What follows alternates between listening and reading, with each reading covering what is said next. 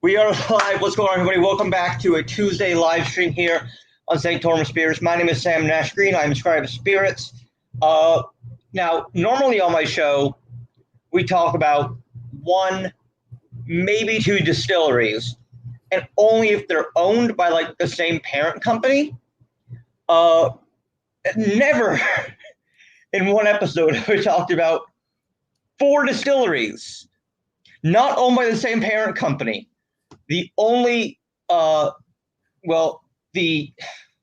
linking factor here is they are bottled by the famous, world-renowned, amazing independent bottler, Signatory. And I'm really excited today to welcome Mr. Charlie Rodman, who is the national brand director and head of Cask selection, right? Yeah, we'll take it. So I actually work for Signatory's U.S. importer. It's a company called Total Beverage Solution.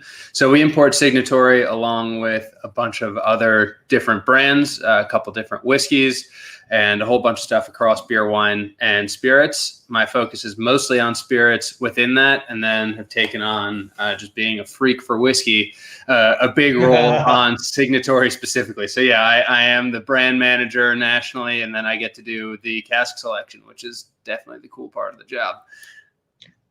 Yeah, I'm a little bit jealous. Well, I'm assuming you've got across into cask selections too, yeah? I've gotten a what? Have gotten to go across to Scotland.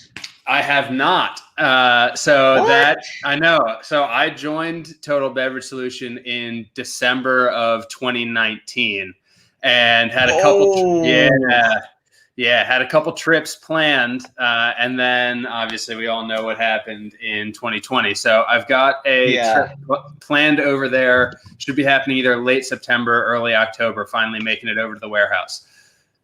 I am going across to Speyside, primarily Speyside, of course, not the only spot. I'm going to the Speyside Whiskey Academy in April 22. So I'm excited for that. Then I'm going to hit up a bunch of distilleries. So that's going to be really, really fun. It'll be like you. Everyone assumes I've been to Kentucky and to Scotland and to Ireland. Because how much of a fucking whiskey nerd I am. I'm like, no, I haven't been to any of those. You know, the furthest, quote unquote, south I've gone is Louisiana, but I haven't gone to Kentucky. Yeah. I'm going there, in a month, but I haven't gone yet. That's awesome. No, I'm right there with you. I get that all the time. And I've actually spent a grand total of 30 hours in Scotland, where I was in a previous life living and working in London. For a month. I was just stationed there for a month. And so I was like, okay, I'm this close. I got to find a way to get up there. Took a train up to Glasgow, which was I can't remember, 4 or 5 hours from. Oh, that's not that bad. No, it wasn't that bad, but I had to work that day. So I was just going up for the weekend. So got into Glasgow at 10:30 p.m., went over to my hotel, dropped my bags off, went straight out to a bar, was I'm finally in Scotland. Port Ellen's been on my bucket list. No better time to finally try Port Ellen than my first minutes in Scotland. So got to a bar. Of course, they had it. Got about 3 hours of sleep. Caught a 6 a.m. bus out to Campbellton, which was another 5 hours. Had to get there before the distillery opened so I could do the tour of the warehouse tasting, all of that, starting at 9 a.m. One of the best days of my life in Campbellton. Fell asleep, hardly got any sleep, woke up, had to catch a bus and go all the way back to London so I could make it to work before work on Monday. So it was absolutely worth it, but that's all of the distillery experience. Hashtag worth it. Yeah. Real quick, by the way, just a quick shout out to our friend Philip Forgione, aka Algorithm the Strong from the Edgery and Knights group. He was really excited about this. He told me earlier, "You're talking to Charlie. I'm so excited. I can't wait to tune in. I can't wait to tune in. I can't wait to tune in." And I'm like, dude, tune in. It's going to be a fun time. So he says, much respect for the both of us. And hear ye, the Edgery Knights are here. He loves the medieval parlance. I can't understand jack shit when he talks like that. The Edgery Knights hold up knighthood very seriously, but also he does. I don't think I've ever seen a more dedicated, loyal group. For those who don't really understand or who don't know much about Signatory, So Sam said Signatory is an independent bottler. One of the unique facets with Signatory is they actually own the Edredauer Distillery as well. So the Edredauer in nice, showing up, big time respect. We're not drinking any Edredauer tonight, unfortunately. Very unfortunately. Very unfortunately. We can do this again. I will come back anytime and we can do Edredauer. It would be a pleasure to have you back and to talk Scotland's little gem. Indeed. For those who may not know, that is Edredauer's sort of motto that they throw out. For the longest time, it was the smallest distillery in Scotland. We are all very blessed that right now there is a lot of new distillation happening in Scotland, new distilleries popping up, a lot of exciting stuff to look forward to. Unfortunately, one of the downsides of all of that greatness is it did rob our little Edredauer of its title as the smallest distillery in Scotland, despite still being absolutely tiny. Yeah, but it's still the OG smallest distillery, so it has that going for it. They were the first ones to use it as like in their branding, you know? Thanks to you both for not drinking the precious Edredauer. Okay, well and fine. We won't drink Edredauer. Charlie, I guess you're not welcome back. No, I'm going to actually have to disagree there, because if no one buys it, then we can't keep running the distillery, and then there won't be any more for you later. You know, that's just a very, very short-term outlook right now. He said Scotland's greatest grail. Right. So, unfortunately, though, like we said, we're not drinking Edredauer today, but we do have 4 other fantastic distilleries, 2 of which I don't think I've ever had before, Charlie. 2 of them? Really? I don't think I've ever had Dalhousie or Glentalkers before. Oh my gosh. Okay. Well, we're going to have some things to talk about then. I mean, do we jump right in? I don't know what your format is here, but you've jump right in. You've triggered me, because now I want to start talking about these distilleries. And that's why we're here. Let's jump right in. We're going to do the Dalhousie first, right? Awesome. So we'll start with the Dalhousie. I want to talk a little bit about the Dalhousie Distillery. For the most part, fresh crack. Mine's been open for a bit, so it's also just really quickly, a shout out and thank you to you and Tony Marino at Total Beverage Solutions for providing 3 of the samples for today. The Dalhousie, we'll get to those. I don't want to spoil the surprise too much. I don't know how much people can see of what we have up here, but we'll talk about those. But a big thanks to providing the Dalhousie and the Glentalkers. And there's one more bottling that we'll talk about when we get to it. But yeah, so thank you for providing 3 of the 4 whiskeys for today. And I'll turn right back around and say thank you for having bought the 4th one yourself. Look at that. Before we even had this scheduled, he already had it on the shelf. Oh, it's the second bottling of it, too. It's the second bottle I purchased of it. Awesome. I drank the first one in a week. Yeah, it is a good one. Jesus, it's I don't want to scare any of the listeners away nor give too much away, but it's 63.4%. So if you're downing that in a week, that was a busy week you had. I think that unusual.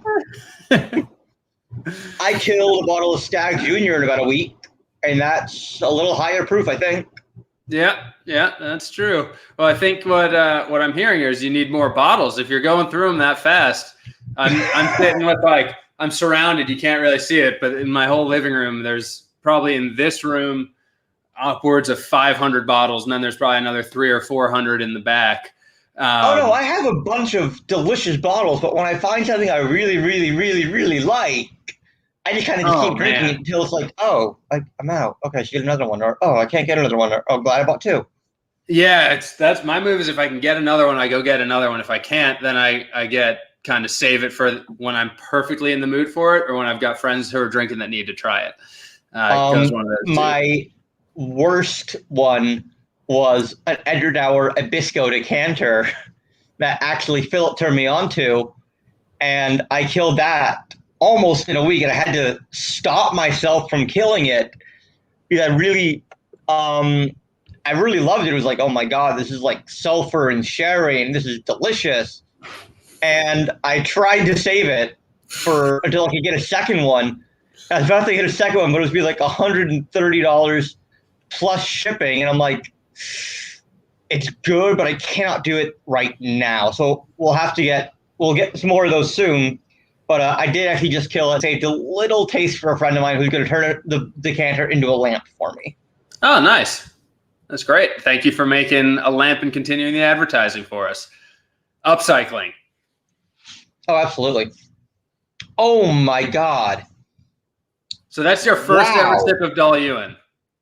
I believe so.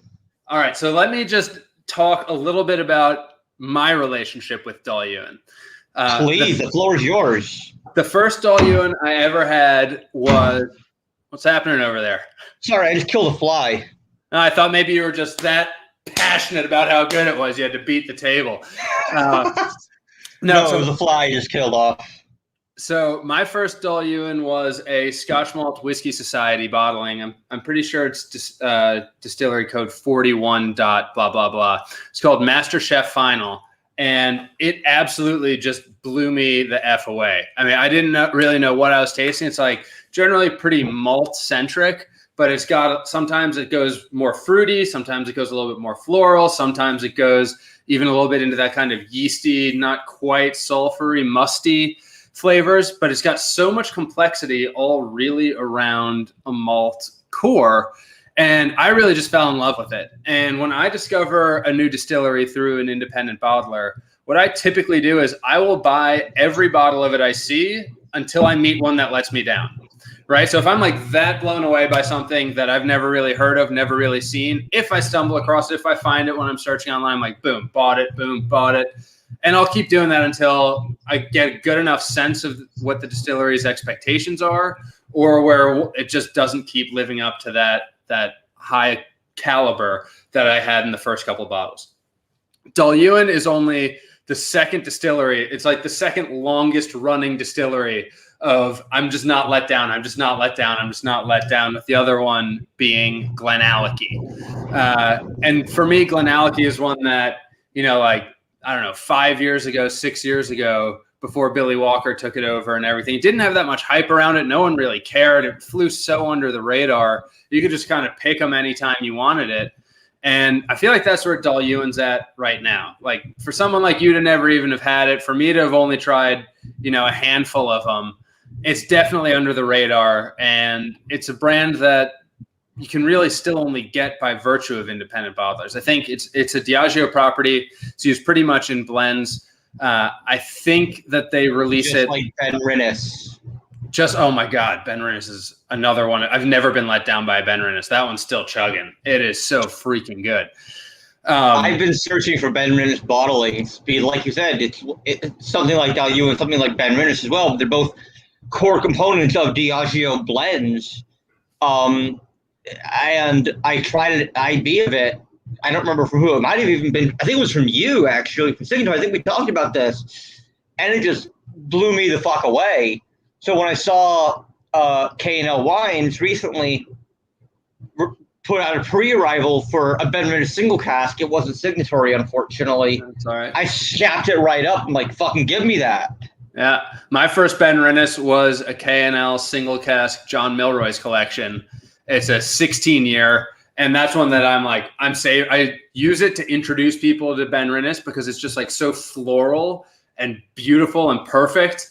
But that's kind of like, I've just saved it aside to use just to like blow people's fucking minds with this distillery they've never heard of. One of my favorite things to blow people's minds with is a cask strength sherry cask Mortlach. Those can get so meaty, gamey, rich, funky, just like really interesting. But they can go all over the place. Fault Line 25 year a couple years back. A friend of mine but like he got it from a friend of his. Like he bought it in a lot from a friend of his, and he doesn't really drink Scotch, so he sold it to me with a couple other bottles of Scotch.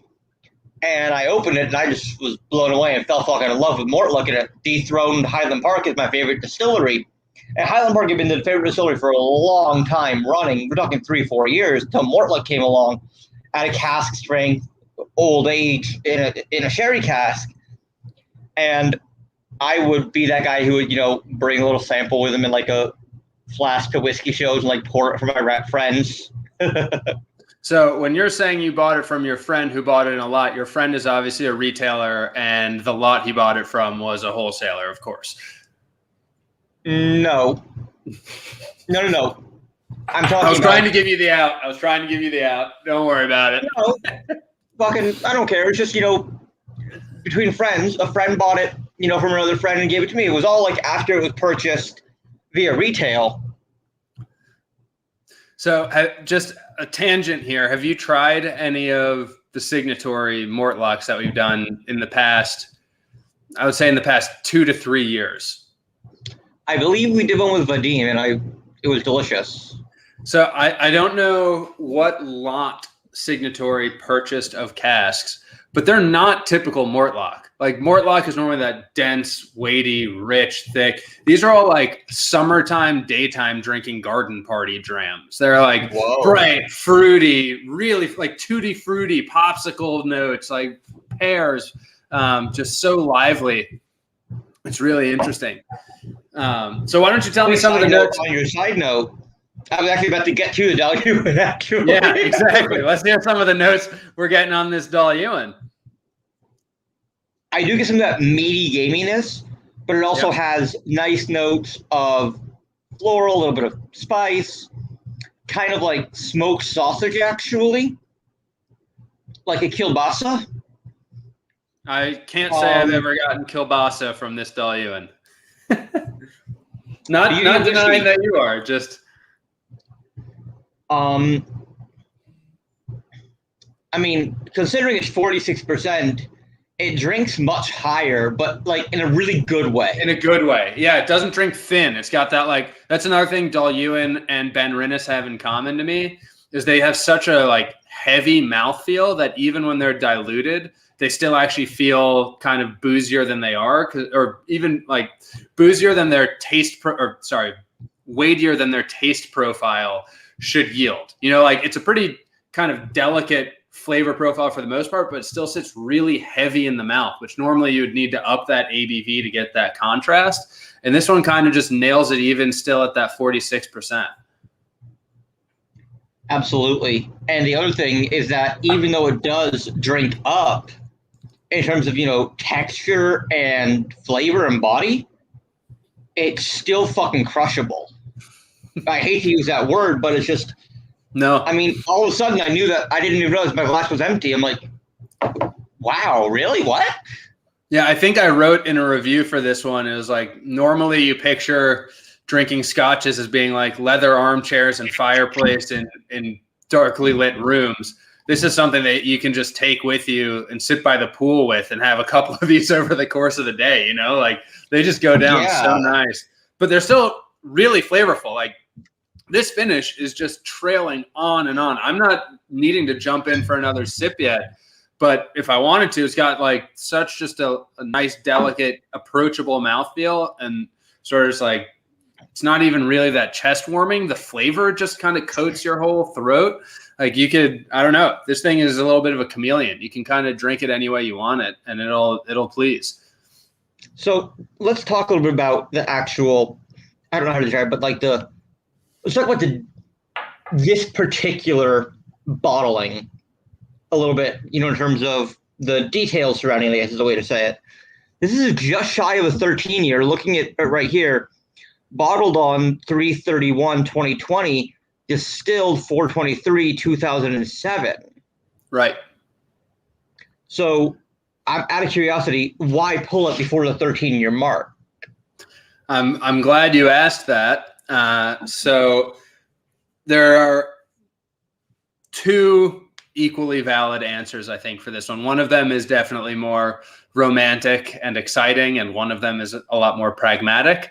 So the romantic and exciting one is that the guys who run the Signatory warehouse actually are tasting these very regularly. And if they think something is the right time to bottle it, they will bottle it, even if they can get that extra age statement on there. I've seen a couple that were bottled like 3 days before the age statement would turn over.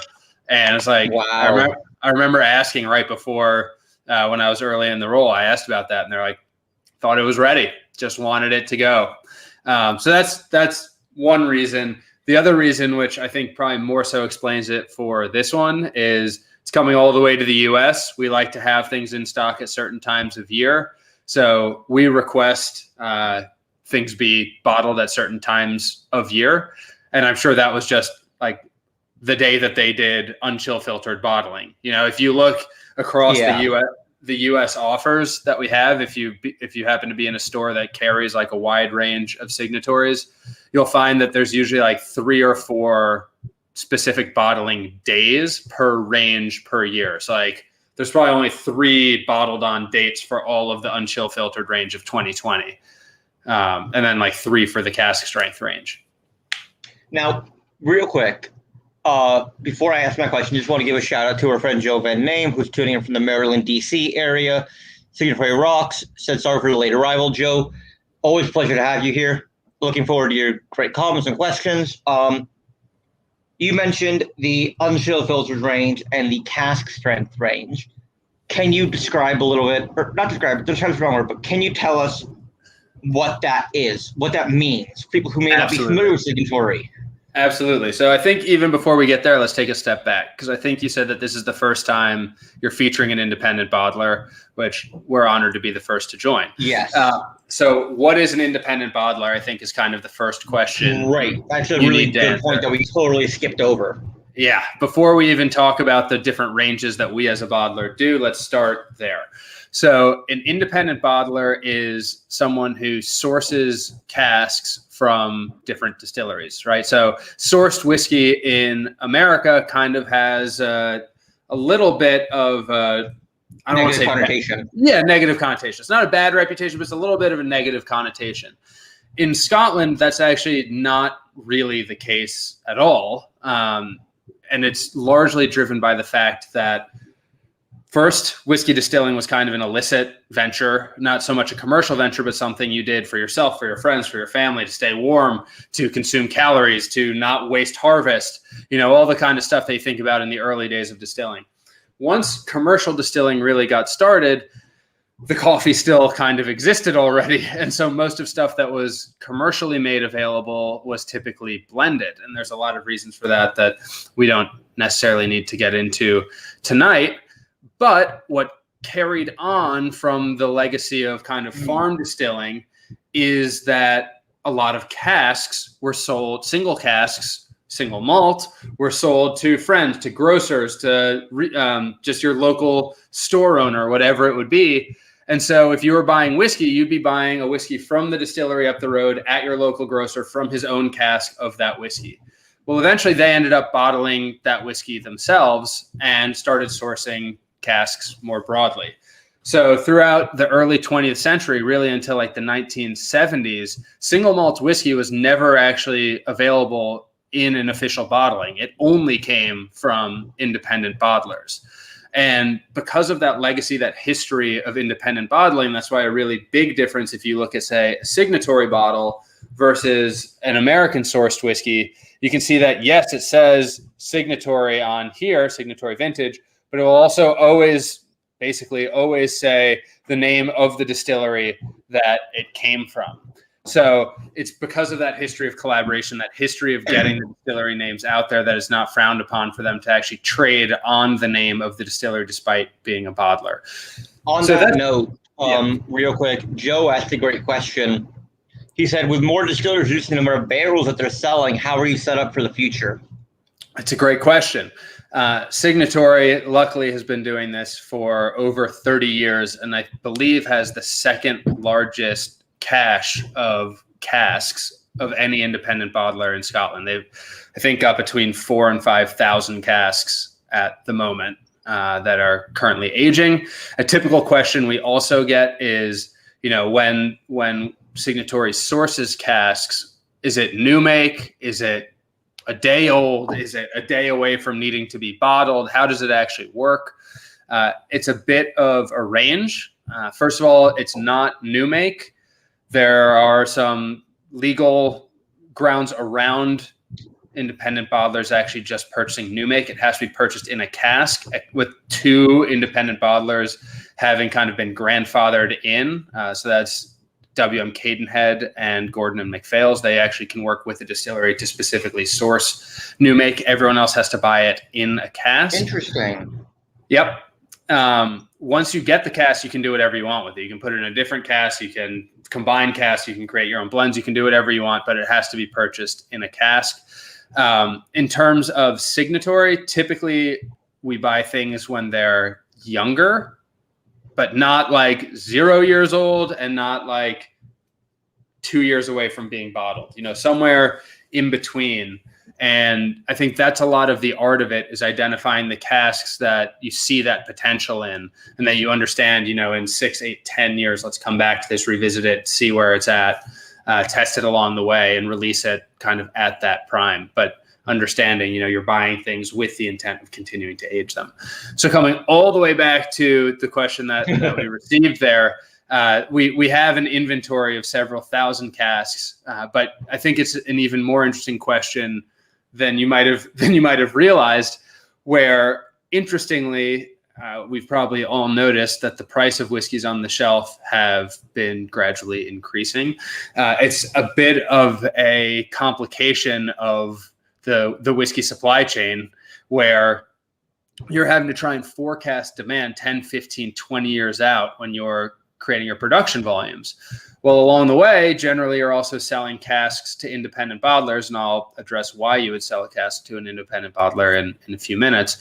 But no one really anticipated 20 plus years ago this insane whiskey boom. So there are a lot of shortages in really nicely aged stock kind of across Scotland. And so a lot of distilleries have actually approached independent bottlers trying to repurchase casks that they had previously sold them of aged stock. So that's kind of one funny facet of independent bottlers. Another funny one is just an anecdote from when I was at Cadenhead in Campbellton, that same trip I went to Springbank. They have some of the earliest release Paul John casks out of India. Oh my God. And they said that the guy who was doing the tasting said one of his goals is that they will always have, for as long as they can, they want to always have a cask that is older than anything Paul John is actually releasing themselves. So that that's kind of one of their goals. And they're all single cask, and the ones I tried were outrageously good.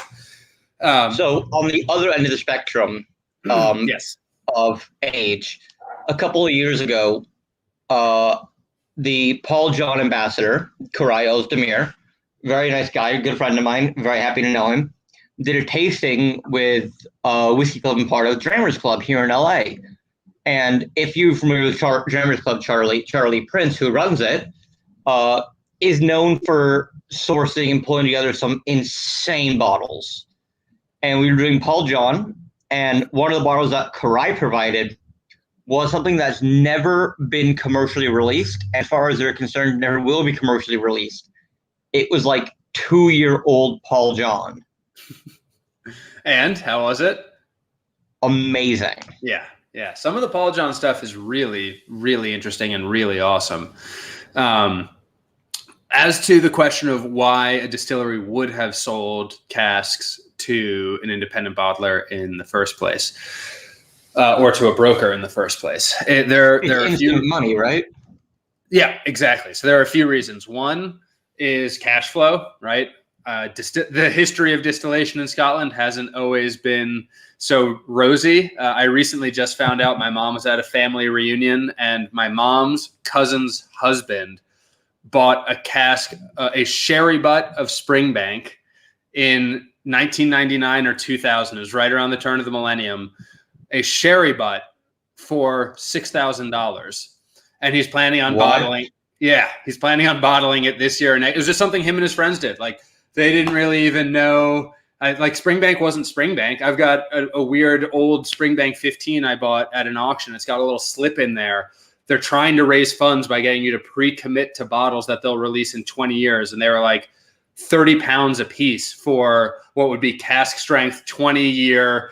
Like rum cask finish, sherry cask finish, Fino cask finish, and it was a whole set. It was a whole set of them. I still have the little slip. I want to fill it out, put the payment information in there, and just mail it to the distillery and see what they come back with. Do it. Please do it. I will pay for the postage to see what happens. But honestly, I'm worried that they'll just throw it out, and then I won't have this awesome artifact. So I'm just going to bring it with me the next time I go to the distillery, and I'll be like, listen, can I any way I could turn this in, you know? But yeah, so one reason they do it, instant cash flow. Another reason is just excess inventory, right? If they're assessing their demand and they think they've overproduced for what the market needs or what their needs will be, it's a way to, again, generate cash in exchange for something that they don't view as a value accretive asset.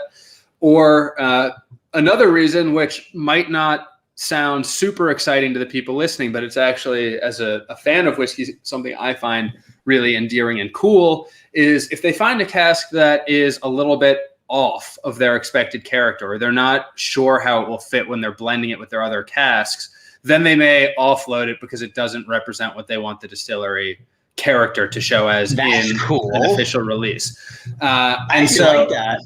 Yeah, I really like that, actually, because one of the things I love most about independent bottlers, and particularly ones who do single cask bottlings, is, and if you've listened to any of my other podcasts or anything, I use this metaphor all the time. Every single cask is like a scatter plot. You've got your grid that represents all of the possible flavors that this distillate coming off of these stills can make, right? But every bottle of Glenlivet 12 has to taste like every other bottle of Glenlivet 12. Consumers need consistency. And so you're taking a little bit of this dot over here, a little bit of this dot over here, a little bit of blah, blah, blah, blah, blah, blah, blah, to reach some mean, right? Some average taste that is going to have to be consistent across every bottle. Well, when you're working with a single cask, you're getting to taste this single dot on the scatter plot and that dot on the scatter plot and that dot on the scatter plot. And after you've tried a whole bunch of stuff, it's a lot more fun to get to taste what are all the kind of unique notes that a cask may demonstrate that end up getting blended out, rather than just trying to see what are the common notes that all of these different whiskeys have together. And so the fact that from an independent bottler, you may also be finding some casks that just have some kind of wild notes, like that Mortlock I was mentioning before. I don't know if that's why they sold those casks, but super fruity, bright, almost tart, tutti fruity Mortlock. Like, how cool is that? Because you're still getting that. Yeah, that is not normal Mortlock. No, but you're getting that like Mortlock center of gravity, but just with all these really like vivacious, energized notes around it. It's not like a dark kind of heavy brooding whiskey. It's like a really energetic whiskey. And that's just so much fun to see around a Mortlock base. Let's come back to this Dalyun here. Yes, sorry. No, you're fine. Wait, we never got to what the unchill filtered range is. Okay. That was all the backdrop. Like you said in the email, we'll have a lot to talk about. Yeah. Do you want to talk about the Dalyun or the ranges? We can go either way and circle back to. Let's go to the Dalyun quick and then the ranges. Sure. As you're talking and I'm listening, I went to go back to the Dalyun and I got apples and salt. Those are, yes. But also like salt, like table salt. Yeah, for sure. And I don't know where it's coming from, but absolutely in there. And it's like, for me, the apple, sometimes it's not like a crisp green apple. It's like either a red apple or almost like a softer golden delicious, where it's got that little bit, it's like slightly darker, denser for an apple note than like a crisp Granny Smith or something. But you're right, that little bit of saltiness just adds something. It's weird. It's good. Anyway. And actually, this note I just got something a little bit metallic. So Signatory has a couple of what we call ranges. So we're an independent bottler. All of our casks are sourced from different distilleries. Signatory's kind of tagline is that we're the single malt distillery, because basically sometimes we do single grain, but everything we bottle is a single malt. Everything we bottle is from a single distillation run, so we're not marrying casks. And everything we do is single cask. Again, there are very limited exceptions to that. Sometimes we will marry a couple casks, but for the most part, everything we do is single. So everything is going to be a one-off release, but we kind of try to organize it a few different ways, a few ways to help consumers navigate what they're going to be buying. And there are some kind of standards of production that go into that. So in the US, we have 3 of Signatory's ranges. There's the vintage range, which comes in kind of a brown tube. It has a tan and orange label. Those are all bottled at 43%. They are still single cask. As always, they are naturally colored, but they are chill filtered, and they're usually a little bit younger. We're not drinking any of those tonight, and those are making up a pretty small percentage of the casks that are coming over to the U.S. just because I think the American whiskey drinker who's seeking out an independent bottler, a little bit further along in their whiskey journey, they probably don't mind if something's bottled up to 46%, and they'll appreciate that it is unchill filtered. So that's our unchill filtered range here, which come in these white bottles with the silver lettering. They all have the distillery name and kind of vintage, and all of this information is color coded based on which region it is. So green is Speyside. So if you just look at it that you're getting a Speyside distillery. The unchill filtered range, again, no coloring added. It's all single cask. In this case, it's all bottled at 46% ABV, and it does not employ chill filtration. So what is chill filtration? It's the process of cooling the whiskey down really cold, at which point some of the congeners, some of the lipids actually will separate out of the suspension. And you run it through a filter that takes those lipids out of the whiskey, that just kind of removes some of those trace elements that survived the distillation. Why would you possibly do that? Well, actually, a lot of the commercial distilleries, the official bottlings, are chill filtered. And the reason for that is essentially aesthetic. If you, say, pour your whiskey over an ice cube, or if you keep it in the freezer, that's cold enough that those lipids will separate out and the whiskey will get cloudy as a result. And just worrying that people will see that and think their whiskey has been tainted, they elect to strip those lipids out. On that note, without naming any names, there is a fairly large distillery that recently removed non-chill filter from their label, and it's caused an extreme uproar in the whiskey community. And my understanding from what they've told me was it was because of flocculent and people were returning bottlings. What are your thoughts on that, just in general, not particularly relating to this distillery? Well, that is the reason, is it's just for consumer assurance, right? And that's the same thing. It's when it separates out and looks a little cloudy, people may get concerned. It's a convenient response to give. Though, frankly, for people who, a lot of people say that they're doing it for like capitalist reasons or whatever. It's actually more expensive to chill filter something than not to. It's an additive process. It's an additional step. So it's not like they're shorting the customer by doing that. What they probably did do, however, is you don't actually really need to chill filter things that are above 46% ABV. So you can, in some cases, there are exceptions, like Michter's chill filters everything regardless of what the ABV is, but you won't get that separation above 46, depending on the exact congeners that are present, above 46%. So even if you put it in the freezer or whatever, it won't discohere, whatever the word is I'm looking for. So normally, if a distillery stops chill filtering and it was previously bottled at 46% or higher, you can assume that they're going to drop it to 43 or 40% in the future, which does obviously expand their production yields because they're cutting it with more water, in which case the argument of a commercial benefit would definitely apply. The other kind of question to answer, though, about chill filtration is why not chill filter, right? If you're saying that, well, the only thing is it might get cloudy, why would you want it to be cloudy? This is a very subjective argument. There's a ton of debate in the whiskey community over what effect chill filtration does or does not have. A lot of people say it affects the taste. Personally, I don't find that chill filtration affects taste very much. I think that's more usually from the ABV drop that you see. What I think What I think is affected more by chill filtration is actually the mouthfeel. And again, I'll use an analogy that if you've seen any of my other talks, I come to this every time we discuss chill filtration. the metaphor that I like to use is think about milk.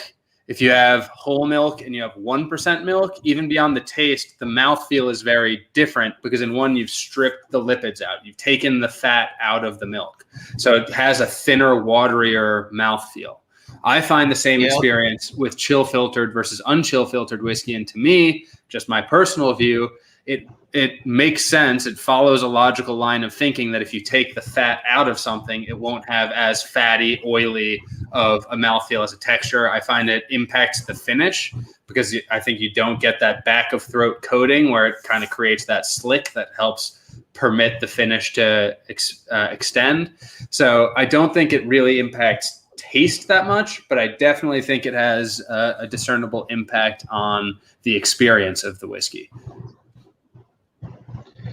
I had an experience recently where a whiskey channel was doing a live stream. And they were talking about chill filtration. And I sent up a comment of chill filtration is not a bad thing. And I do believe it's not a bad thing. It is not inherently bad. Sometimes it's used, for bad purposes, for whatever, but it's not inherently a bad thing. One of the people on the stream said he disagrees. Like, okay, that's fine. Disagree. You're welcome to your opinion. We can discuss it later. Another person on the stream called me crazy and basically told me I was wrong. And I've never been so mad at someone I've never met before in my life. I mean, my preference, if someone offered me the same whiskey chill filtered or unchill filtered, would always be to have it unchill filtered. But that doesn't mean that it's necessarily better. I just think that I'd want to try it the way it came out of the cask. Again, Michter's master distiller and master blender are some of the most reputable people in the entire bourbon making industry. They will chill filter everything. They're the only one I can think of off the top of my head who will chill filter a cask strength single cask whiskey. Even at cask strength, they will still chill filter it. Interesting. Yeah. I would be curious to try Michter's pre and post chill filtration. They've never released an unchill filtered whiskey, so. No, I didn't think they would. I'm just thinking, maybe you could try something. You'd have to get it with the thief. I mean, that's really the only way you could do it. Pretty much, yeah. That's what I'm thinking. At the distillery, maybe they'll let you thief it to try it unchill filtered. Yeah. Anyway, our last range. Sorry, we were almost through back to drinking. Our last range is the cask strength range. They come in these beautiful Italian glass bottles with a big giant cork stopper. They're basically like a decanter. Same color coding as what you have with the other ranges. So green is Speyside, red is Highland, blue is Islay, orange is Campbellton, purple is Lowlands, and gray is Islands. I do appreciate that they separate out the islands. They follow that same color coding, and these obviously are bottled at cask strength. I've been getting the question a lot lately because it doesn't say specifically on there that they are unchill filtered. If the cask strength range is unchill filtered, yes, the cask strength range is unchill filtered. And as with all Signatory products, there is never any artificial coloring or any other kind of coloring added. It is as God made it. So on the topic of Highlands and Islands and color coding the differences, where does Arran fall? Why it would be an island? Why? What? Because some people consider Arran a highland. Well, the islands are part of the Highlands, so. So you categorize it as a highland or an island? I believe Signatory would categorize it as an island, just because they've chosen to separate those out. Just curious. No reason. Honestly, we're just curious. I haven't seen a Signatory Arran, so I wouldn't know. I was with a colleague of mine in Las Vegas before COVID, and they presented to me an independent bottling of a Arran, and I was like shocked when he told me that Arran is technically like in the Highlands, even though it's an island. Yeah, I always thought of it as a highland. I never think of it as the Isle of Arran. So something about it, I don't remember exactly what it was. This is going on almost 2 years now. There's something about that just blew my mind that it's an island, or again, I don't really remember, but like something about that blew my mind. So yeah. Well, yeah, I mean, all technically in terms of like the SWA specific geographic indications, the islands are not their own territory, right? So all of the islands are Highland distilleries, technically. Gotcha. A lot of Highland Park, Orkney, Kirkwall is in the Highlands. Correct. Those are all Highlands whiskeys. The thing that really blew my mind is it wasn't until 2009 that Speyside actually became recognized as a region. So it was all Highlands until 2009. And that's why you'll still see some distilleries like Macallan says Highland, and then I think they've changed to say Highland Speyside. It says both on there, which can be confusing. I think Glendronach does the same. Yeah, I think Aberlour also is like right on that cusp, right? Yeah. Yeah. So I don't know. Interesting how all of that happens. Okay, our next whiskey. Next one, and this is one I'm going to want to talk a little bit about. So it's a Kalila. So we're going to Islay. I can understand if people are like, why are they doing an Islay second? And it's actually because everything else we're doing is both cask strength and full term matured and first fill sherry. So amazingly, the notes on those are more domineering than the peat in this Kalila. So quick question, actually. Sorry, I don't think you mentioned it. Both the Dalyuan and the Kalila are matured in hogsheads. Is that sherry hogshead? Is it a modified ex-bourbon cask? Yeah, it'll almost always be an ex-bourbon cask. The other thing to know with Signatory is they only use virgin, first fill, or second fill casks. So if it's a virgin cask or a first fill cask, it'll specify. If it just says butt or hogshead or whatever, it's second fill. It's not like some other distilleries or bottlers where you're getting third, fourth, fifth, sixth fill casks going. Yeah. You can feel pretty good that it's going to be an active cask in just about every case. So one of the cool things with this bottling and with, honestly, not just Signatory, with single cask Kalila is the way Kalila's peat presents itself can be such a tremendously large range. And it's kind of part of the reason why it's sort of a workhorse whiskey distillery. Some of the Kalilas I've tried in single cask form have almost no smoke to them. It's just peat. So a lot of the time those get conflated, but they are different tastes. Peat is like moss, earth, dry leaves, organic notes, where smoke is obviously smoke. Now you get your smoke notes from peat. So typically in young peated whiskeys, you're getting those notes intermingled. But as peated whiskeys age, in a lot of cases, not always, those notes disambiguate and the smoke sort of dissipates away and you're left with a lot more of the peat character.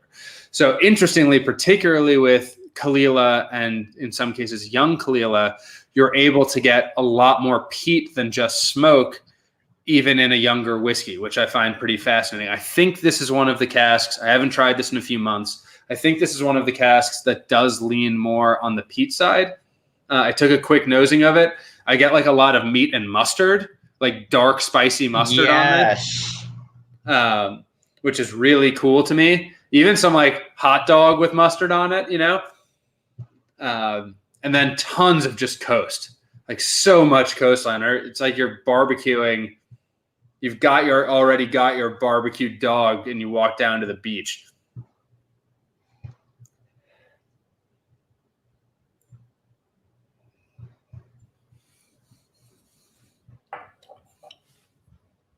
Oh yeah, that's so low on the smoke register. Really curious what you think of that, Scott. I mean, it's like a little higher than a Bunnahabhain in terms of peatiness, but this is like lower than any. I mean, maybe it's comparable to like a Bruichladdich. No, it's definitely higher than a Bruichladdich. I feel like I took a bite out of a burnt apple. Like you just kind of blister the outside a little bit. Yep. So you're getting that like, char and like, burnt, and then you get into the sweetness once you get past that. It's got a lot of sweetness. And Kalila for me usually has a lot of those industrial notes. Like that's kind of what is known for. It makes sense. It's got like engine oils and kind of grease and WD-40. And then the way I describe Kalila smoke is kind of like white smoke. It's like you've blown out a candle. It's much more floral in its smoke character. This doesn't really have much of any of that. It doesn't have a lot of smoke or, mechanical at all. No. That's why I said, I get like that I get that char leading to a sweetness, like you blistered something. Mm-hmm. Or, like barbecue burnt ends a little bit even. Oh, I love barbecue burnt ends. I think so. Like this is I think a phenomenal whiskey for someone who says they don't like peat, just to show them a different side of what that can taste like.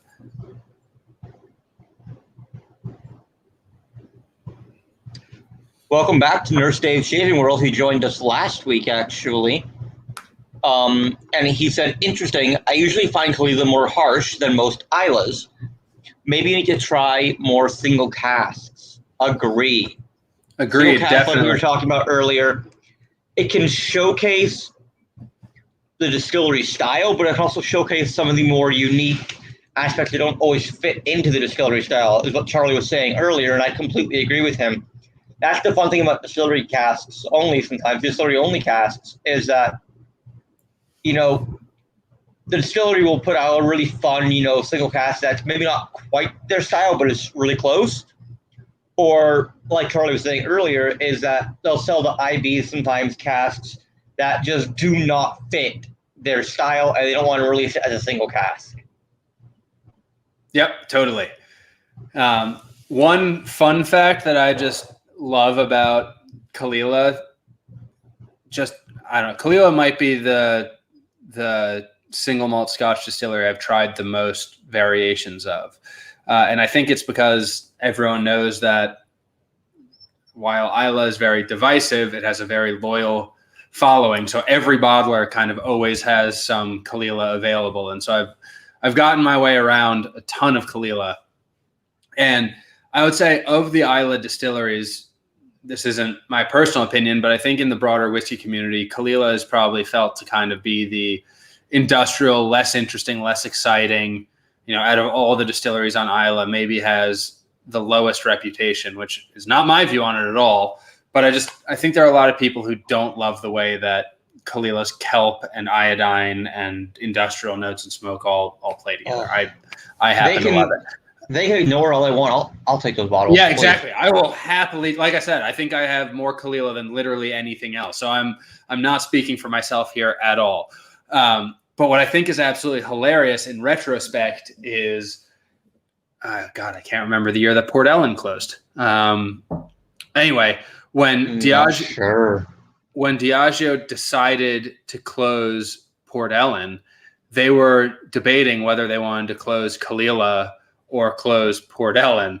And at the time, they felt Kalila had more appeal and was more versatile. Now, they didn't sell it in single malt form. It was just used in blends. But to think that Kalila is now kind of seen as the underdog Isla distillery and Port Ellen is the historically sought after kind of best Isla distillery ever. And they, in retrospect, I think everyone would say they probably chose wrong. But part of that reasoning is they didn't really realize how magical Port Ellen was until it got older. It was a distillate that just needed time, and since they were using it for blends and commercial purposes, they didn't have that many that sat and aged that long. Like that's very much the case with Rosebank, and some people argue with Brora. Oh my God, Rosebank! I was fortunate enough actually recently to have a chat with Gordon Dundas and Daniel Sherry from Ian MacLeod, and I was given a sample of Rosebank 30-year Chapter 1, and it's delicious. But again, that's old Rosebank. I personally haven't had the chance to make this assessment myself. I have tried a couple old Rosebanks, and like you said, they're freaking great.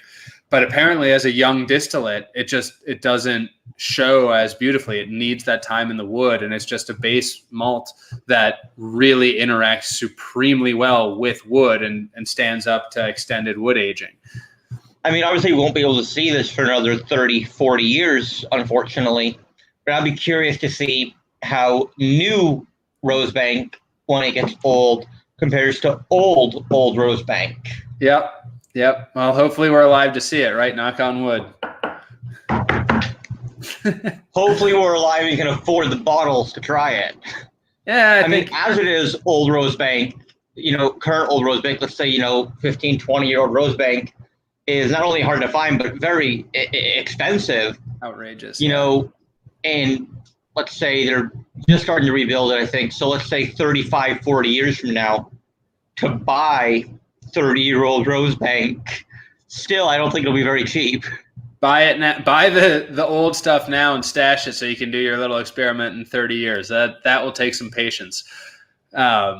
Actually, kind of interestingly, personally, my favorite lowland distillery, closed lowland distillery, is actually Linlithgow, St. Magdalene. I've never had a bad one, and I think the best whiskey I've ever had was one. And it obviously still sells at outrageous prices, but you can find them still in the hundreds of dollars instead of exclusively in the thousands of dollars, which is nice. So let's checking in with the comments here in their stage shaving world. Yeah, I agree with him, actually. It's kind of tough sometimes to drop that money on an independent bottler because they are blind buys. It's harder to, because like we were talking about, sometimes they are way off base. Yeah. Although I think there's only one time I've bought an independent bottler that I just really didn't enjoy and gave the rest away. But most of the time I found independent bottlers are fantastic. So can I quickly just want to jump in on that. So one thing that I'm personally doing for that with Signatory, to help with that for Signatory, is every single cask that we bring over, I get a bottle of for myself, and I write up tasting notes that I post to Whiskey Base. So you can either find me, my username on Whiskey Base is Whiskey Charlie, and you can just go to like my reviews and you'll see every Signatory is reviewed. I don't score them because I want to be an unbiased source. So it's just a write up and tasting notes. I review every bottle. Also, what we make available to all of our retailers is I print the tasting notes out on a little card and do flavor wheels where I rate sweetness. Shelf talkers. Yeah, shelf talker that has sweetness, spiciness, floralness, fruitiness, coastal, and peatiness, all scored 1 to 10 on every bottle. So at least you have some idea between the tasting notes and those kind of flavor wheels on the shelf talker if they choose to use them to help you out. But gonna hopefully start incorporating QR codes onto those shelf talkers as well, so you can scan directly to the Whiskey Base and get a full write-up right there on the shelf. So Jovan Name asked whiskey with or without the E. I told him I assume it's whiskey without the E. Well, it depends on what country you're in, doesn't it? No. For your Whiskey Base. Right. So it's actually WHISK parentheses E parentheses Y Charlie. But if you just type it into the URL, it will have the E in there. They don't do the parentheses. And then Cohen's saying, please don't compare Port Ellen to Kalila. And, I'm curious, Cohen, why you don't think it's an apt comparison. And Charlie, I'd like to hear your thoughts on why it is an apt comparison. Just, get the conversation going of, why comparing the two is or isn't a good idea. Mike, he can't chime in, right? Or will he write it in? His response? He'll write it in, yeah. Okay, well, I'm going to guess that his reasoning is because just that perceived quality difference I was talking about before. Kalila is still kind of a workhorse whiskey. It's seen as kind of a more industrial thing, whereas Port Ellen is seen as, absolute magic. And I'm not denying that if I had my druthers and I could have an unlimited supply of only one of them, I would take Port Ellen every single time. But the comparison comes in the fact that at the time, they had the choice of, the Sophie's choice of which of these distilleries do we close, and they actually chose to close Port Ellen. Sorry, I was drinking more of the Kalila while listening. Yeah, no worries. We'll get back to that. It'll probably take a minute to get a comment out. Also, Philip says Port Ellen closed at 83. 83, thank you. He's working on his whiskey shelves while listening. If you haven't ever seen Philip's posts on the Editorial and Nice Facebook group, and you do like Edward Hour, go check that group out on Facebook. And when I first saw him, I thought he literally was opening a liquor store. He made a joke about it. I'm like, oh, where's the store going to be? He's like, no, I was joking. It's not a store. This is my personal bunker. This man buys in like quadruplicate. And That's I'm like, awesome. I want to have that kind of money to buy 4 bottles of one thing. That would be nice. So coming back to the Kalila Port Ellen comment, I have like associative taste that I try and pin down. And so like one of the things that I'm working on is trying to describe the smoke character, the peat character of every distillery in Islay, so I can get a reference point for people if I'm going to pour them something. So like I said, for me, Kalila is kind of a candle smoke or a white smoke. It's a lot more floral, even though it does have that iodine and stuff. And the more I drink this Kalila, the more I just get, to the core of it, that sweet, a little bit of bitter, almost like, Angostura, that like kind of bitter herbaceousness. Herbaceous, yeah, for sure. And the more I sip on this and just let it mellow in my mouth instead of just, oh, it's Kalila. Blah, blah, blah, blah, blah. The more I let it just, sit and focus on it, the more I get down to the core of it, which just tells me that I've had some amazing whiskeys that I haven't focused on enough. And also 8-year age statement, right? Like this is a pretty phenomenally complex malt, particularly peated malt, for only being 8 years old. It's fantastic. And the color is like straw. Yeah.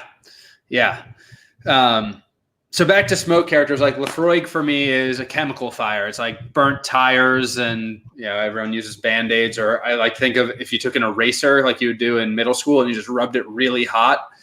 So it has that kind of hot rubber smell. Uniquely, Port Ellen, it was so distinct. Like, I don't know if anyone listening was ever in like a middle school play or something, but, or spent too much time at nightclubs. The smoke character was like a fog machine. When they blast a fog machine for the first time, it's got that kind of like wet. Oh God. Yeah. Kind of like that smell. It had such a distinct fog machine taste, but it was amazing. Like the way it played with everything else going on, it was so good.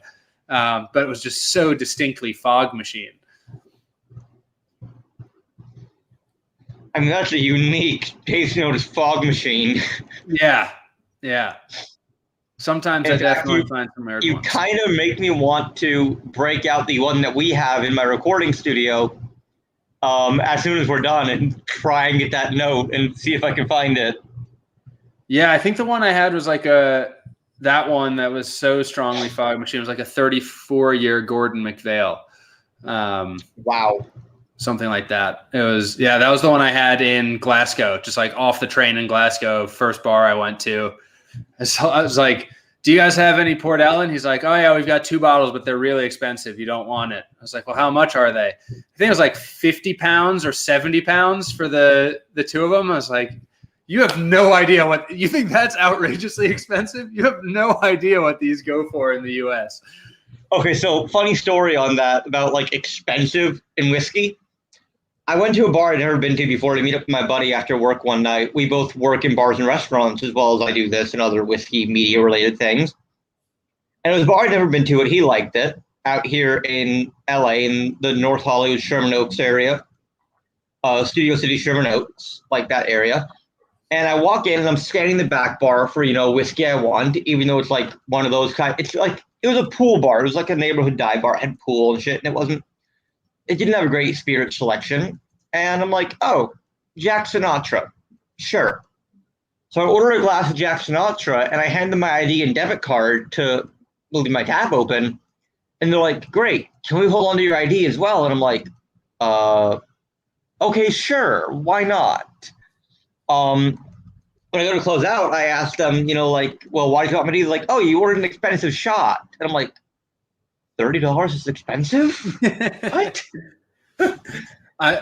I've had the exact opposite experience where I've gone somewhere expecting something to be. This is a hole in the wall bar that I'm not going to disclose because it's like one of these. Actually, 7B bar in New York on the corner of 7th and B. It's a dive bar that doesn't even really have a name. It's just called 7B bar.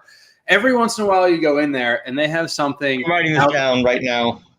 Outrageous. I don't know if the guy just has a collection at home and he brings bottles in every once in a while. It's stuff that's been off the market forever. And you just show up. It's mostly bourbon. But went in there one time, and sure enough, this was in like 2017. So it's almost 7 years after this bottle came out. They have a bottle of Booker's 25th anniversary, and it was either $8 or $12 for a double. And basically, my friends and I just drank the whole bottle. Come back a few weeks, months later, I'm walking around, and I'm literally just frozen in my tracks because they have a bottle of Rittenhouse. Might have been the Rittenhouse 27-year rye. We have that.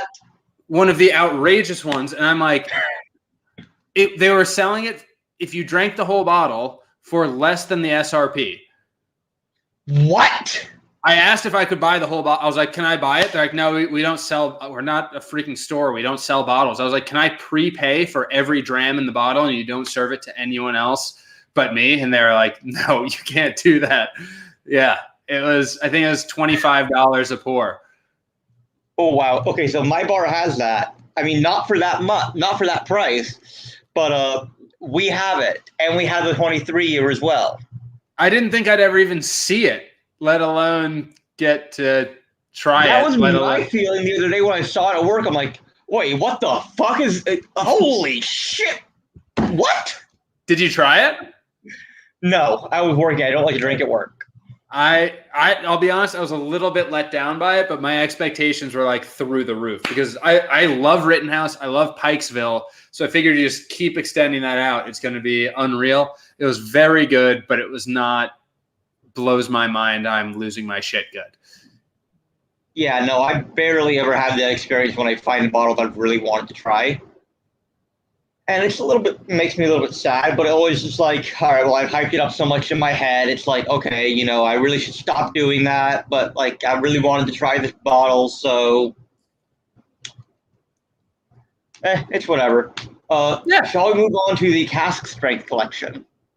Let's do it. So you've got to reveal. We haven't told the audience what this next one is. I think this one's pretty special, and another one that I've definitely got things to say about. Well, I thought we were doing this one last, the one that I bought last. No, we're doing this one now. Okay, this is a bottle so good, I bought two of them after trying it. I'm like, I killed it in a week. This is a first fill, cask strength, single cask, sherry cask, Glenlivet at 13 years old. Full term maturation in first fill sherry. Full term sherry cask maturation, first fill. 13-year. And I'll break the news here. I put it on our Signatory USA Instagram. 2 weeks ago, we did just get the next sort of vintage of this. It's a 2007 as well, but aged a year longer. So we have a 14-year that just hit the shores. Same sister cask of this one. So we were hoping we would be able to get a hold of some of those for today, but unfortunately they hadn't made it out to the warehouse out here yet. Had not made it to California yet, but they're coming. They are coming. So a few things I want to talk about in particular with this whiskey. First, I need to just have like a whiskey gasm over this for a second. Oh. This is not a typical Glenlivet, you guys. This is like sulfur and sherry and just not too much sulfur. I don't get too much sulfur. I mean, I don't know, man. This is like the best Glenlivet I've ever had. Well, that's what I was about to say is before working with Signatory, I actually was head of consumer strategy in the U.S. for Glenlivet, along with Redbreast and Middleton, Scapa, Longmorn, Green Spot, Yellow Spot. I don't know. Now red and blue as well are back. Well, that was before my time. I a know. bunch of Pernod Ricard, their premium whiskey portfolio. So I was getting to try a lot of Glenlivet. I was getting to see a lot of Glenlivet. Legitimately, the 4 best Glenlivets I have ever had, and I said this at the time when it was the 2 best Glenlivets I had ever had, are all from Signatory. Signatory does something magical with the sherry casks that they just see what these casks will become. And the way they're able to age that Glenlivet distillate with first fill sherry just becomes fucking magic. I don't understand. Like, it's not a sherry bomb. In no way would I classify this as a sherry bomb personally, because you still get so much of the base character, but it's so complex and integrated. And even after 13 years in a first fill sherry cask, it's like balanced. It's not just a sherry bomb. You get tons of that fruit, lots of spice, lots of like figs and jammy notes, and I don't know, some dark chocolate. Like, it's all over. It's just beautiful. I'm listening. I'm just trying to find my photos of it to like send to my phone or send them to my computer for stream to show off this, my fucking around with this bottle. I've been taking photos of like every bottle I've been buying recently, and I've been really enjoying that. And this bottle is no exception because it's just, I mean, it's fire. I don't know how well it shows through on my shitty computer webcam, but like the color on this thing is outrageous. And again, no artificial color added. It's like a perfect midpoint between amber and red. It's got so much red in it, but isn't just totally ox blood. Just, I don't know. So Joe just asked a great question in chat. He said, do they get it from Glenlivet in a sherry cask, or do you immediately recask it after purchase? I am not sure, actually. I believe they buy it in a sherry cask, but I would have to think so because the volumes are butt yields. So a butt is a size of a cask. They are the yields of a butt, and if it wasn't that, it would have been married from multiple hogsheads. And then they would state what the various hogsheads were on the label. So I think they've bought this one in a sherry cask. Also worth noting, despite that 13 years of maturation, it's still coming out at 63.4%. But I would say which is insane. But I think it drinks more like 56, 57, personally. And I think it's because of that sherry sweetness just kind of canceling out some of that ethanol heat. They really balance each other nicely. Absolutely.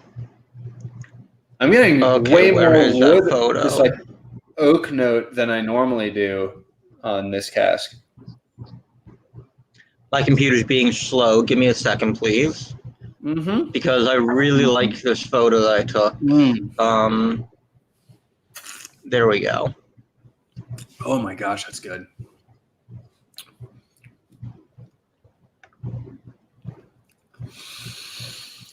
Oh, Joe was saying he was curious. He asked me if he was curious if you had a great cask supplier. So I don't deal with that side of the business. That's Signatory themselves. I think they probably have a number of cask suppliers that they work with. And that is the photo I took. Very nice. Where's that? Yeah, it was a fun. That is actually just in my apartment complex, believe it or not. So there you can see all the stats. You're drinking bottle 270. No way. I'm drinking bottle 270. Huh. Look at that. I'm drinking bottle 562 now, but this photo was in bottle 270. Damn. I told you I killed it in like a week. I didn't know if you just took a picture of this one that you just got. How am I supposed to know? It's all sealed up. Oh, no, sorry. Yeah, because I took the bottle picture sealed. I take the photo full, and then I drink it. Of course. Yes. That order does make sense. All right. So what are your thoughts? Let's hear it. Aside from that, it's amazing. Aside from that, it's the best Glenlivet you've ever had. What do you think? I take the sulfur back. Really meaty, actually. Surprisingly, like meaty. Not like beef. More like No, gamier. Yeah. I didn't want to really say gamier because I haven't had much game. The last time I ate like anything other than like beef, pork, or chicken was like almost 10 years ago. No, longer than that. Probably close to 20 years ago. I'm not going to derail the conversation by asking why. We'll just stick with the fact that it is a bit gamey. I wouldn't say it's Mortlock levels, but it is. No, it's definitely not Mortlock levels. No, you can ask why. I had a failed attempt at being vegetarian, and then I just never went back to eating lamb or deer or anything else. Fair enough. Well, oddly enough, I've eaten reindeer when I was at the North Pole. Reindeer at the North Pole. I was just giving a big fuck you to Santa, and uniquely, it tasted like ham, so it wasn't very gamey at all. Like ham? How yeah, bizarre. I was really surprised by that.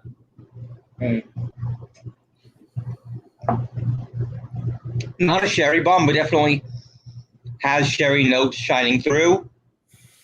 But more like, jalapeno, kind of like a green jalapeno.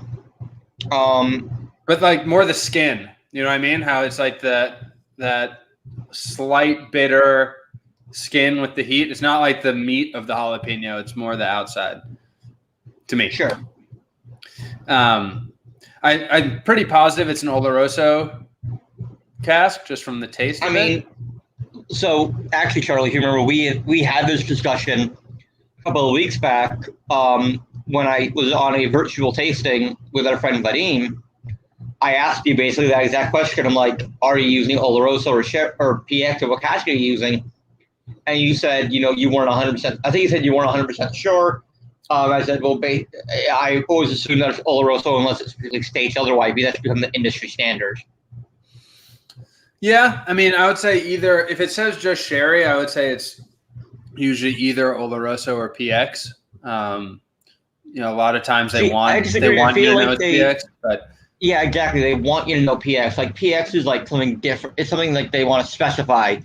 Otherwise, if they don't specify, it's too much Oloroso. Unless they say, Fino, Montiato, PX, etc. But I think even from the taste, though, you get a little bit of that nuttiness in there, which for me is like the character, nutty earthiness under the sweetness. Like for me, PX is so saccharine. Like it's so sugary, sticky sweet. It's like a syrup, Yeah. At one point, I was at a bar and they had Pedro Jimenez sherry.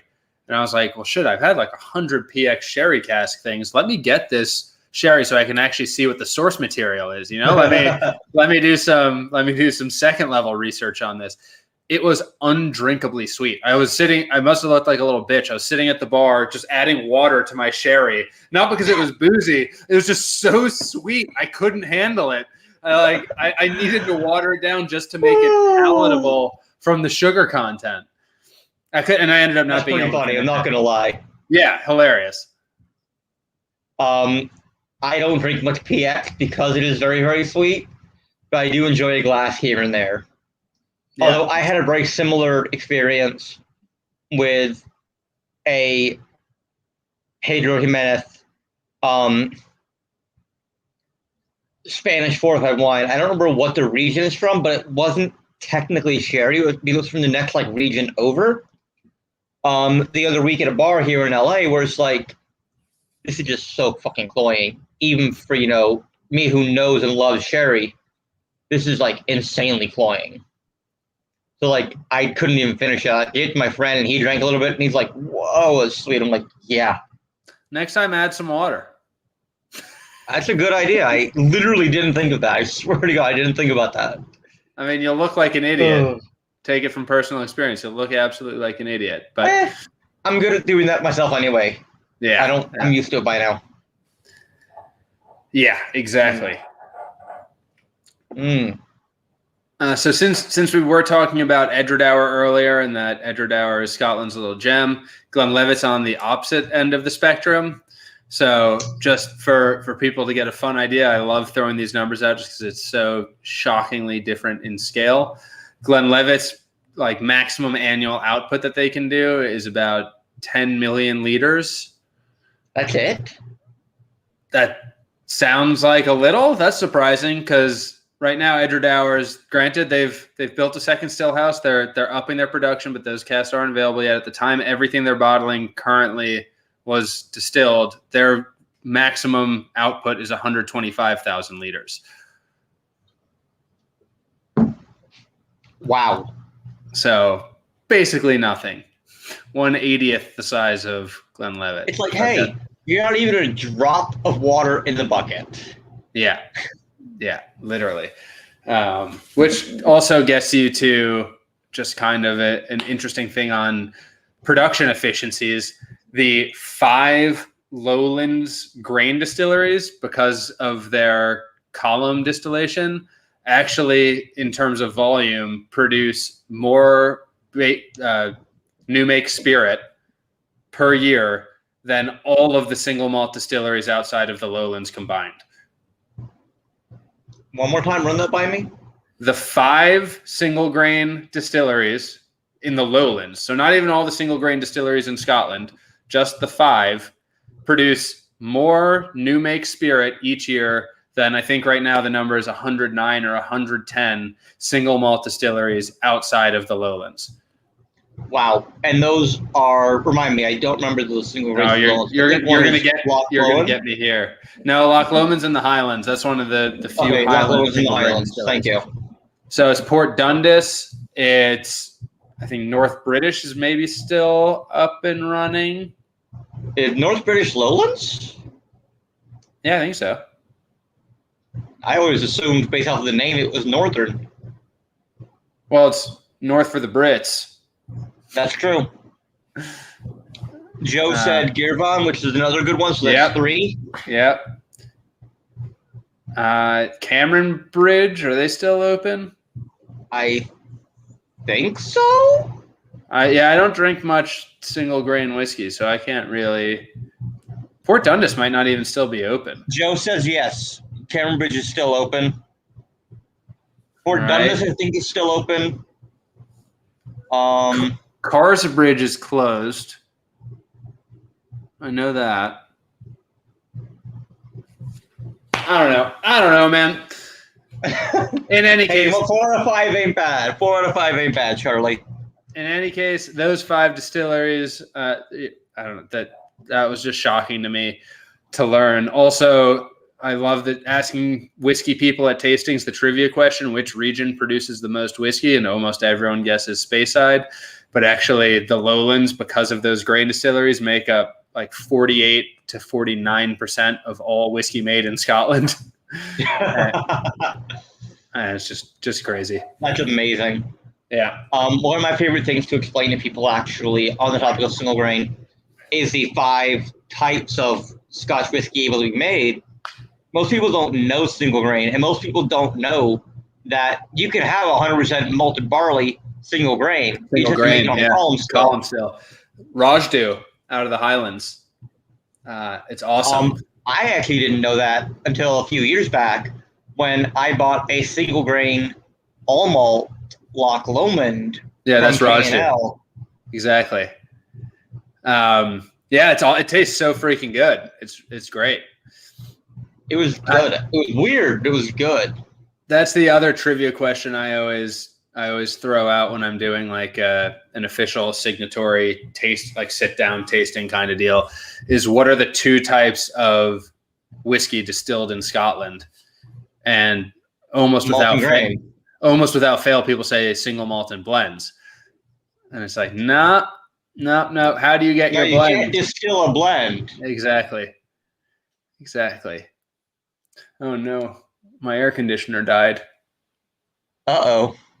Yeah, Charleston summer is pretty brutal. Ooh. It's going to get hot in here in a minute. I have an air con in this room and a fan blowing on me from over here. Yeah, mine, it broke yesterday and then miraculously just came back to life today. And so I canceled the HVAC inspection and it was working all day. It just cut out again. That's no good. Rip. Yeah. Yeah. Well, okay. Anyway, sorry for that little tangent. Should we move on to the last one, or how are you feeling? I think before we go to the last one, let's talk about your background a little bit more, because we actually haven't talked much about you today. Sure. I mean, I'm here to talk whiskey, but I can talk about myself. So you work for Signatory, or rather for TBS, Signatory via TBS right now. And you used to work for Pernod Ricard. Where did you work before that, and what got you into the world of whiskey? Good story. All right. So I have a completely non-linear journey for my career. I love those. Yeah. And it's damn luck of the draw that I got involved in whiskey. So go back to college. I studied history. Coming out of college, I went and worked at a hedge fund. I really did not enjoy that. It just wasn't particularly interesting.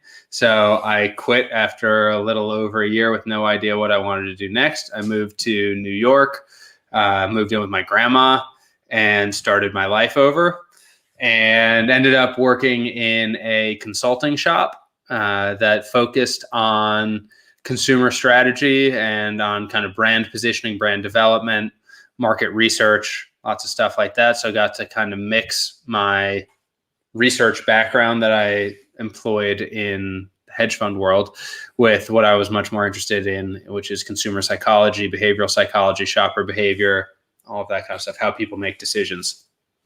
As it happens, some of my first clients happened to be within the beverage alcohol space. So very briefly got put on an engagement for Beam Suntory right at the time of their merger. And so got kind of exposed to that. One of the biggest fuck ups of my early career was I had copied some cells over wrong in Excel, which led to me making a slide that I presented to some leadership people at Beam Suntory that said Old Granddad, which I had never heard of at the time, had something like a 4% market share in the US. They were like, listen, kid, I wish that Old Granddad had a 4% market share, but it just fucking ain't so. Can you go back and check your numbers, remake that slide, and get back to us by tomorrow? And I just felt like an absolute idiot. But that taught me an important lesson that I think kind of shaped what my approach was after that. A few months later, I actually got put on an engagement for Diageo, helping them sort of forecast out what their 5-year consumer plan needed to look like based on what trends were happening in the alcohol industry, what were consumers going. So like 5 years ago, we were talking about, no, it was more than 5 years ago at this point, 8 years ago, we were talking about the rise of craft challenging large brands. We were talking about needing to focus on health and wellness and messaging around product transparency.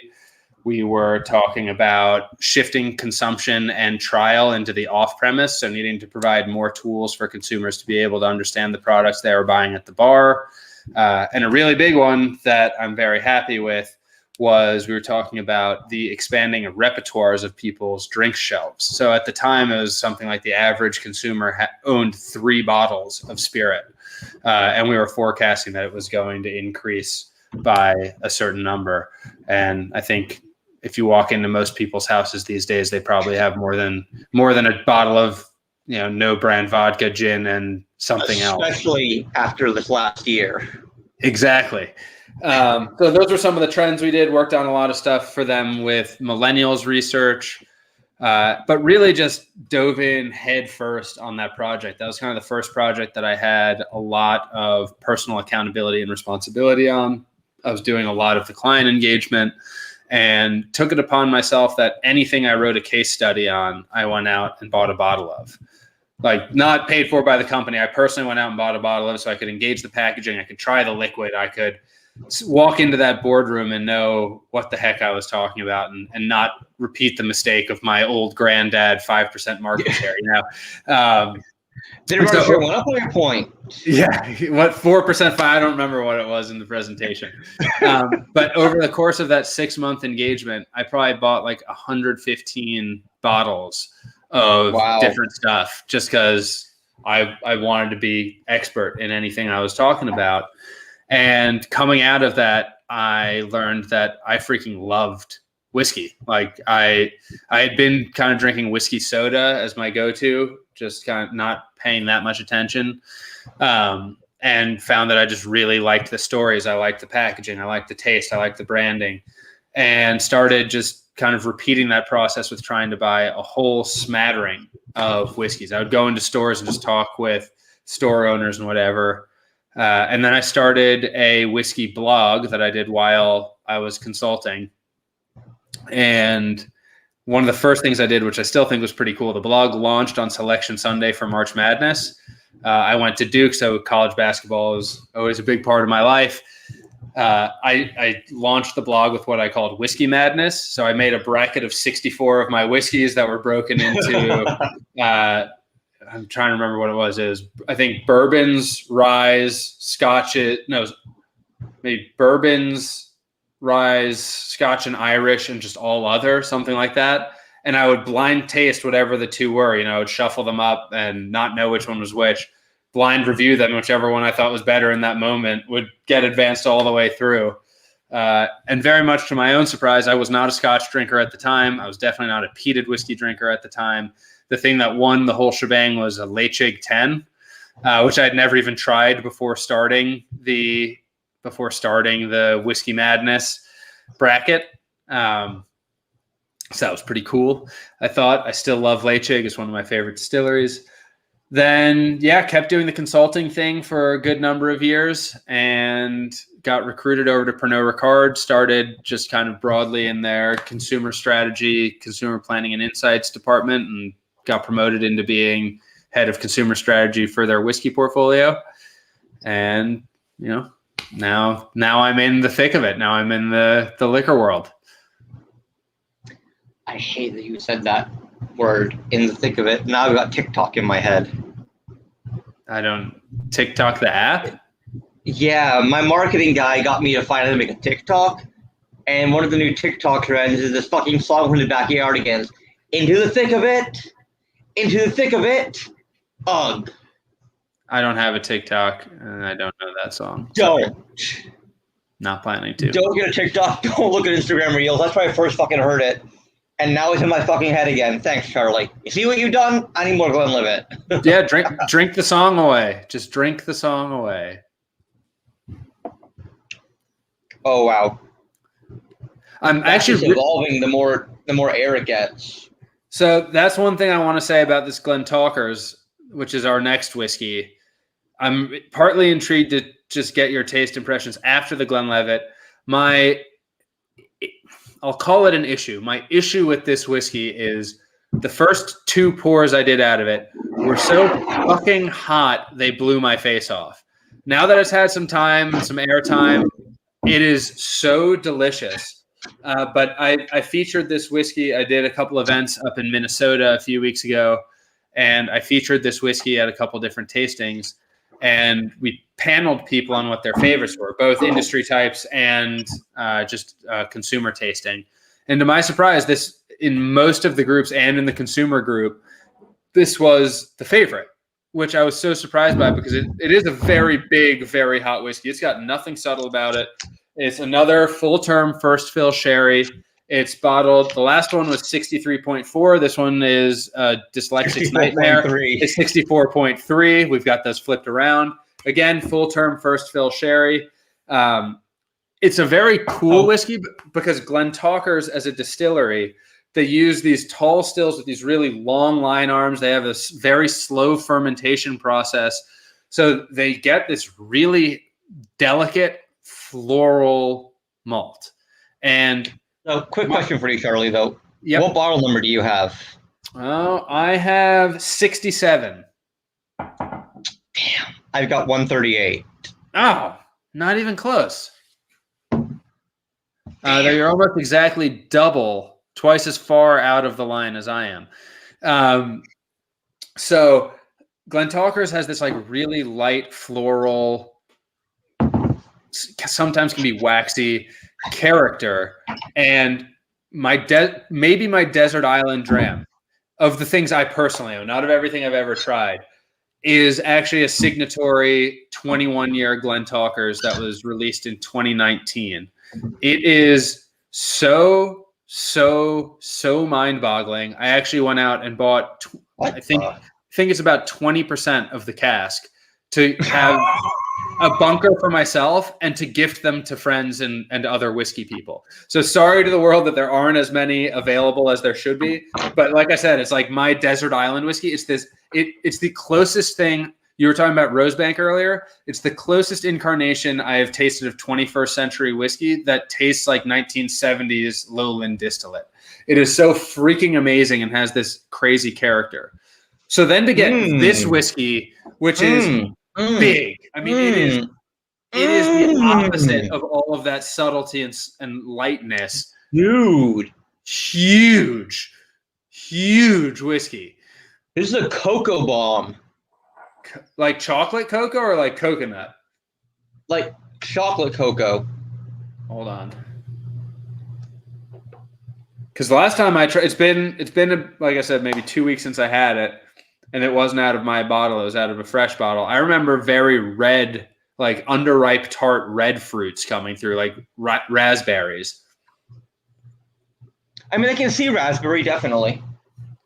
But I still say it's like a cocoa bomb, like a malty cocoa bomb.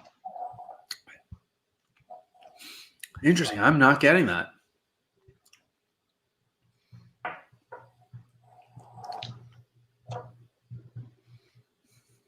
Wow. I'm trying to find it in there.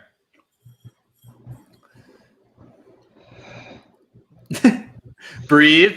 The astringency's pulling all the air back up out of your lungs. A little bit. Yeah. This thing is forceful. And that's why I wanted to do this one last. I like that, though. I like that forcefulness, though. I thought it could overpower the Glenlivet, even though it's less than 1% ABV higher. Like I said, the Glenlivet drinks probably more like a 56, 57%. And this thing drinks every bit. It's 64, for sure. Mm-hmm. Now I'm starting to actually get. Maybe it's because you said cocoa, but like probably Cocoa Krispies more than like actual cocoa. The cereal with the milk. It's got a little bit of creaminess with the Cocoa Krispies in there. Some childhood. I don't see it with the milk, that, milky creaminess, that kind of like slightly sogginess, but I definitely can see Cocoa Krispies, that kind of, that dry, rice powdery chocolate. Yeah. Dry, powdery, definitely. Dry, powdery rice chocolate.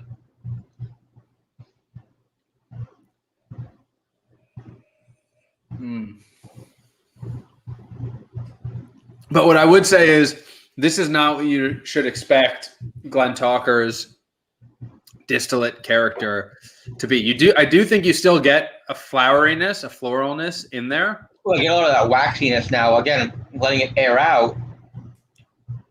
I'm getting a little more waxiness. Almost some honey. Yep. But more like, to me, a raw honey. Like, it's not so sugary. It's a little bit more... Maybe that's why I'm not picking it up quite right, because I'm not used to raw honey. I'm used to, like... Comes in a bear? Comes in a bear that I just turn into syrup to make penicillins with. Pretty nice. That works. Yeah, definitely the bear honey, though. I mean, look, the one I have in my shelf is the bear honey, too. You can't get past the cuteness of the bear. It doesn't matter how old you are. That thing's just damn cute. Yeah. I'm looking at my damn cute doggo in the other room who's, like, wanting to come in and hang out. But it's like, no, Scoob, you got to stay there. We're almost done with the stream, buddy. Oh, man. Poor little dog. What, you want to see Scooby? Yeah, come on. Okay, we'll get Scooby. Who doesn't like a good dog?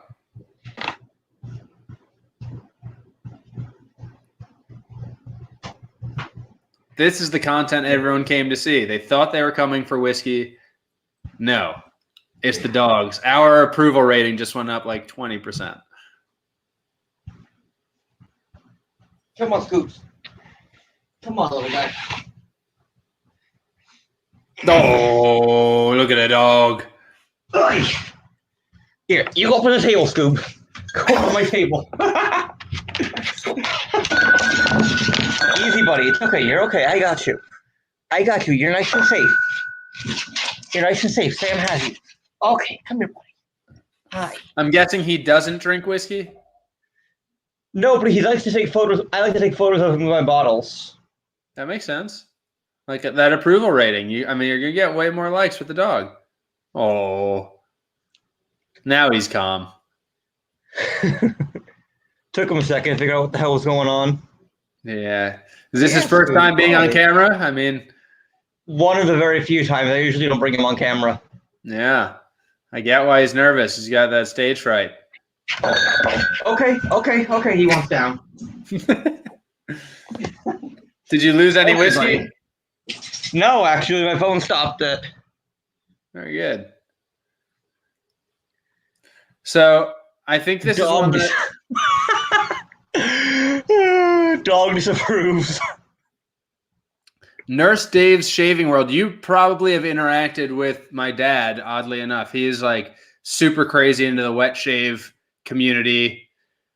He's got a couple custom made razors. He makes his own shave soaps. He's like all in that community. So you guys probably know each other. I don't know what his usernames would be, but I'll tell him Nurse Dave's Shaving World. He's also a doctor. So Nurse Dave's Shaving World. He'll definitely be following that if he's not already. Rock on. Yeah. All right, Sam. So I think it's worth coming back to this Glen Talkers as it airs out a little bit. But absolutely. Kind of first impressions, based on your reactions, I think the Glenlivet's probably your favorite. A little bit unfair because you've had it before. Out of the ones you hadn't tried, which would you say most surprised you? Oh, I don't know why my light just dropped. Kalila. The Kalila? 100% the Kalila. I just added some water to the Glen Talkers. Would you say it's the Maybe Kalila? Too much water, even actually, but I don't have a dropper. I just have this like mason jar. I'm curious if you'd say it's the Kalila because you have, the Dol-Ewan and the Glen Talkers are distillates that you're not familiar with. So do you think you were just surprised because you had a baseline and it was so different from what you expected, or was it also your favorite out of those three? The Kalila actually is the favorite tonight out of the four, because it's just so different from what I would expect from a Kalila and from an Isla. Wow.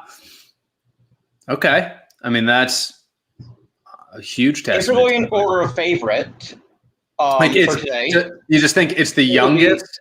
It's one of the two. Age. No, I'm just saying it's surprising. It's surprising that that's your favorite. I think it'd be Kalila, Dol-Ewan, Glenlivet, Glen Talkers. Really? Favorites. So your beloved Glenlivet was twice dethroned. Damn. What's with you tonight? I thought you were a big high proof guy. You're going with the filters. I am a big high proof guy. But because I'm a big high proof guy, I can recognize when I prefer something actually at a lower proof. Respect. They're all fucking fantastic, as you well know already. Dol-Ewan just doesn't get enough love. Should I look into bringing over a cask strength Dol-Ewan?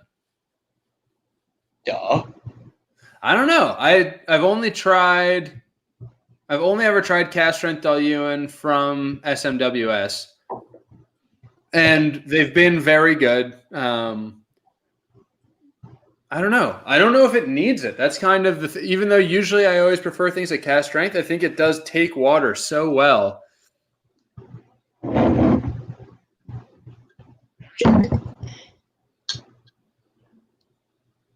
Maybe I'll talk to the guys about doing a cask strength Dol-Ewan. We're picking our casks for the rest of the year right now. Maybe I'll see about that. Yo, in the comments, sound off if you want a cask strength Dalyoo, and if we can get enough support from the few people who are watching today, maybe we can convince Charlie to get a cask strength Dalyoo out here. I'm waiting for answers. People are like, Dave Staging World said, "Okay, he's sold. I'll come over and try all these." If you're in Los Angeles, send me a DM and we can arrange a time for you to come and try some whiskey. And if you're ever in Charleston, you've got my whiskey base. I'm also at Signatory USA. I'm the one who's on there. I'm not on there super often, but you can reach out. I'm always happy to have people over. Always happy to pour things for people. Taking my brand rep hat off and putting my just consumer hat on. It doesn't have to be Signatory, although there probably will be a pretty good assortment of it. But if there's anything you're seeing on the shelf that you're curious about trying and you happen to be in the Charleston area, give me a call. Let's drink some things. I will take you up on that offer if I get out to Charleston soon, and I hope you come out to LA and take me up on my offer to come drink some fun whiskey here. I should be, actually. So I think Tony, who helped Sam get these bottles, working with Wine Warehouse, Tony is with TBS, the company I'm working for. He and I are trying to set up some tastings out there. I think we're going to try and do something with Vadim. We might try and do something with Malt Nuts. Do something with the Daily Pint. We're a big Signatory account. Absolutely. I will be there. We're looking for, actually, sorry to be talking shop on a consumer-facing thing, but we're looking for venues that might want to do an event tasting. And if you guys want, absolutely, if you want to host that, I'll happily come in and do a tasting for your customers and anyone who's on the YouTube. I'd love to meet you in person. It would be awesome if you guys turned up. We'll drink some good stuff. Absolutely, Charlie. We'll be happy to host you. Dave, I love this question, and I think we'll end on this one even.